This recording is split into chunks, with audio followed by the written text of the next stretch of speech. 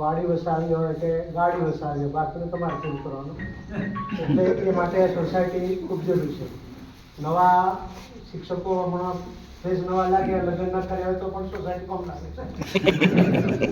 એટલે આ સોસાયટી ખૂબ આપણા માટે સારું છે, પણ એનું ભવિષ્યનું પ્લાન રાખીને જ આપણે લેવી અને બિનજરૂરી ખર્ચો કરવો નહીં. ઓછા ખર્ચાની અંદર જો થતું હોય તો કરવું.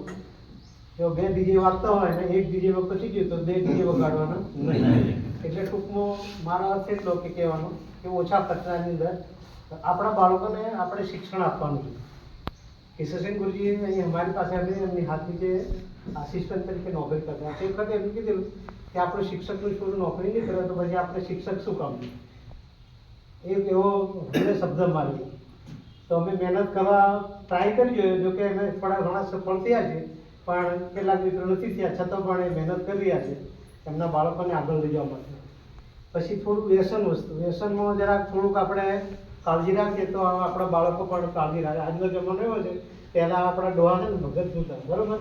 કપડાં પહેરવાનું એમને ઠેકાણું નહોતા. બધું તમે ભવિષ્ય જૂનું વિચાર ભૂતકાળ. તો અત્યારે આપણે પેન્ટ બુશર્ટ પહેરી ફરીએ છીએ. પહેલાં આપણે અમે ભણતા તો 10મા ધોરણમાં તો હાફ પેન્ટ પહેરતા હતા. હાફ પેન્ટ એટલે કે ચડ્ડી હોય ટૂંકમાં, બરાબર? અને દરજીયા હતા ને એટલે ખૂબ સગવડ અત્યારે ખૂબ હતી. મને એક દિવસ એક ભાઈનો ફોન આવેલો, મારે કે 25,000 રૂપિયા જો મને આલો ઉછીના તાત્કાલિક. હવે એ ભાઈને હું ઓળખું નહીં. મને દિવસમાં 15 વખત ફોન કર્યા 25,000. એ મેં કીધું તમારે શું જરૂર પડે? કે મારે બીમાર માણસ છે લઈ જવાનું છે, બરાબર? હું ઓળખતો નથી. અને કે મારે કે ફોનની દુકાન ચાલે, મારે સ્નેહની દુકાન ચાલે, એજન્સી ચાલે, કાપડની દુકાન ચાલે. હવે કરોડપતિ હોય મારે કે 25,000 રૂપિયા મોકલી કીધું હું કઈ કામ કરું? આવા બોર્ડવાળા પણ હોય કે આપણને સાહેબ છેતરી જાય અને આપણે કંઈક બેલેન્સ પડી જાય તો આપણે નંબર આગે ગમે તે થાય તો આપણા ખાલી ખાતા કરી નાખે.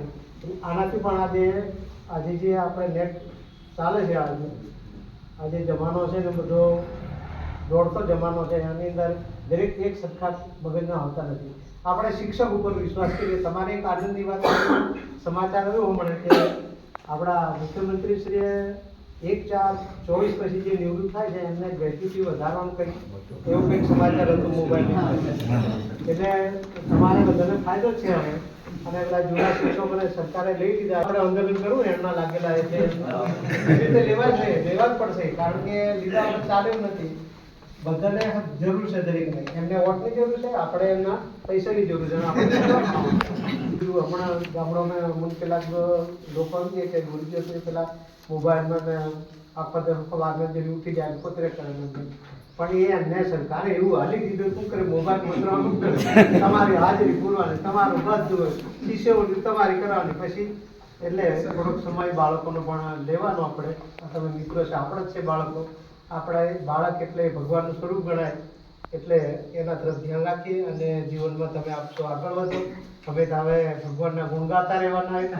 ભગવાન હજુ રાખે તો રહેવાના. બાકી ચાલતી પકડે આનંદથી જવાનું. આનંદથી આપણે આવ્યા, મરવા વખતની બીક નહીં રાખવાની. તો ફકીર જવાનો, ગરીબ જવાનો અને રાજાએ જવાનો અને આપણે જવાના. જન્મ લીધો એટલે મૃત્યુ તો છે જ. એની બીક રાખ્યા વગર ભગવાનનું નામ લેવાનું. કાલની ચિંતા